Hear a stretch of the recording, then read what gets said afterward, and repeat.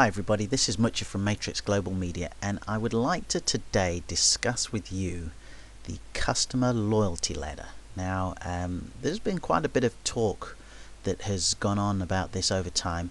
To be fair, I wasn't overly aware of it myself until quite recently, but it's something that is very poignant in the way that we go about business and how we place our marketing. And I think that we're aware of all these positions and categories without being aware of them, if that makes any sense. So what I wanted to do was just talk you through them just very briefly and explain possibly my interpretation of them, but also one for yourself. You can form your own opinion on this. But then more relevant will be, how do we go ahead and market to the specific areas? Okay, so when I first saw the one at the bottom and I saw suspect there, I sort of thought, well, sounds a little bit dodgy, how can you classify people as that? But I understand and see and believe and appreciate where this is coming from. And what this means basically is that we all come across people out there, organizations out there that we feel, what, I reckon I could do a good job for that person. Now, to give you an example, there was a few months back somebody in the sporting world who I got to know relatively well, thought that I could probably do a decent job in marketing this person, and we managed to actually be successful with that, which was terrific and great. The second example was just last week I got an email from somebody who was talking about a friend of his who has a facilities management company in London, and when I looked at his website and a few other things, I thought, what, I could really, I know I could help that guy. So that's what a suspect is.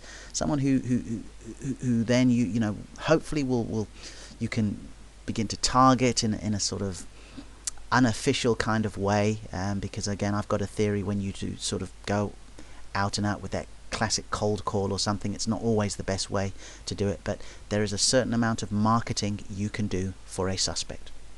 A prospect is somebody who has begun to know what you're about.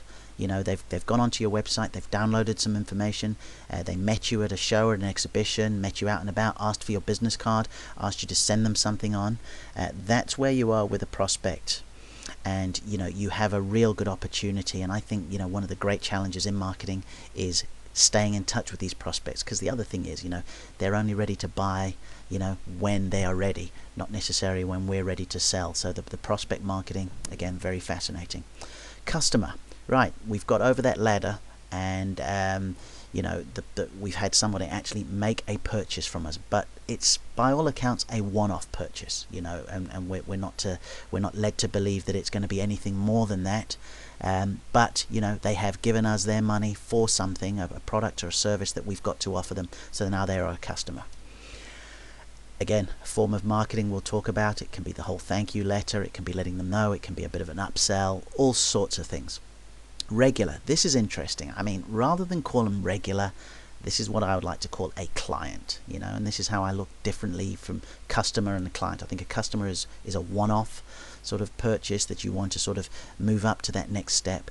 Regular is the client. This is somebody who knows who you are, knows what you've got. You've either upsold to them, you've added a few bolt-ons, they've said, oh listen, I'm going, I need to buy this now, and then at the end of the year I'm probably going to take the family away here, and I'd like to do this as well. So now you have that client, and the way you market to them will be again different. Then you've got your advocates, and these are people who will just turn around and on your behalf just sing your praises, and in effect become just another unofficial member of the sales team. I think a great example of this is a executive travel company that we look after. And I mean, you go to their Facebook page, I mean, just everybody's saying thank you so much, your drivers are great, when the weather was really bad they got us there, 2 o'clock in the morning, you guys turn up to pick us up, we're so, and that's again where you move up to. And I think that there is a specific way that you want to continue to market to these advocates.